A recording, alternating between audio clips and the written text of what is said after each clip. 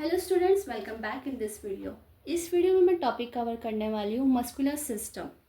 इससे पहले मैंने टॉपिक कवर किया था skeletal system.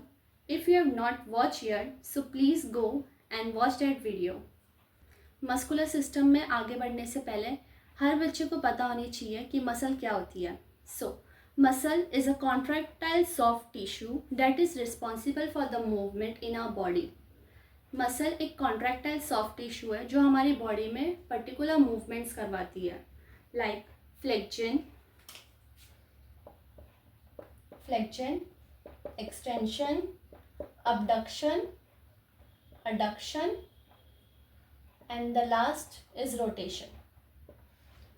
Muscles contractile soft tissue है जो रिस्पॉन्सिबल है मूवमेंट कराने में। कौन सी मूवमेंट करवाने में? like flexion, extension, abduction, adduction and rotation. Coming towards the function of a muscle. First one is a movement. Second is heat production, posture, stability and power. So this is mainly the function of our muscles. Do you guys know how much muscles does a human body have? So it is 600 muscles.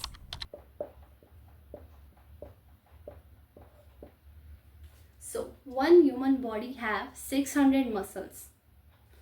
So muscles have a three types. First one is a cardiac, second is smooth, also known as a visceral muscles, third one is a skeletal muscle. Talking about the examples here, cardiac muscle, as name itself suggests, it is a heart, so heart muscles, mainly the myocardium. Second is a smooth and visceral muscle, mainly example stomach. Last one, the skeletal muscles, the example are triceps and biceps. As we complete the classification, these are the subtypes, mainly the voluntary and involuntary.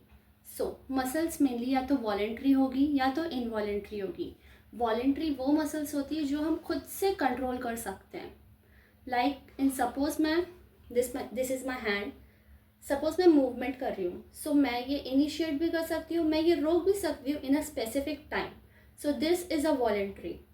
Involuntary mainly होता है heart muscles, like वो contract कर रही है, so we can stop it. वो उसके ऊपर depend है वो कब रुकेगी या कब वो रुकना चाहेगी. वैसे तो नहीं रुकती है, so it won't stop. So involuntary, like an example I am giving you. Involuntary मतलब वो खुद से चलती है, we can't control it. So this is voluntary and this is involuntary. So अब हम इसमें क्लासीफाई करेंगे कौन सा वाला मसल्स किस में जाएगा. Talking about the voluntary, voluntary mainly होता है skeletal muscle. I will just write SKM, skeletal muscle. Involuntary, involuntary mainly are the cardiac muscles and the last is the smooth muscles.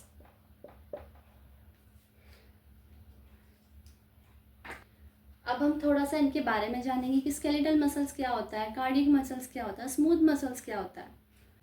Coming towards the skeletal muscle, skeletal muscle attach होता है to the skeleton to ability to move. This is skeleton and this is a muscle. This is M muscle and this is bone. Skeletal muscle एक ऐसी muscle है जो attach होती है skeleton से कि वो मूवमेंट करवा पाए. मसल डायरेक्टली अटैच होती है टुवर्ड्स द बोन.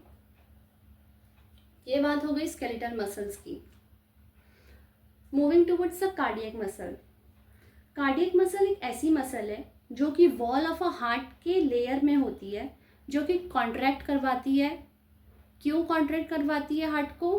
कि वो सर्कुलेट करा सके blood in different parts of your area. So cardiac में मैंने एग्जांपल दिया था हार्ट. हार्ट में क्या? Mainly myocardium. ये बात हो गई कार्डियक की. Coming towards the last is a smooth muscle. Smooth muscle का मैंने एक और नाम बताया था आपको, विसरल मसल. सो विसरल मसल ये मेनली वॉलेंट्री मसल्स है, एज आई टोल्ड. ये मेनली फाउंड होती है ऑर्गन्स में.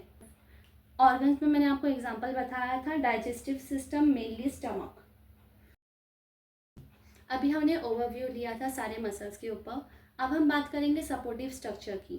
मसल कभी भी एक अकेला अटैच नहीं होता है. They are attach to the tendon, muscles, fascia.